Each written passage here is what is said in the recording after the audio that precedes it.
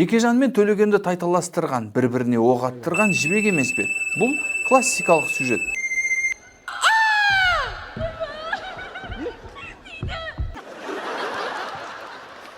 Не болды мынау?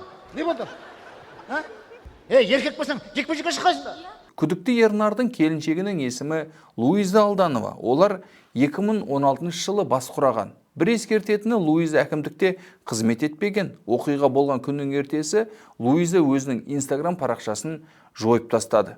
Міне, осы жері аз-кем күдік тудырды. Дегенде қыз баласы ғой, артық қауесеттен қашқан шығар белгісіз. Одан бөлек ел шулап кетпесін деп құқық қорғау органдары өшіртуі бек мүмкін.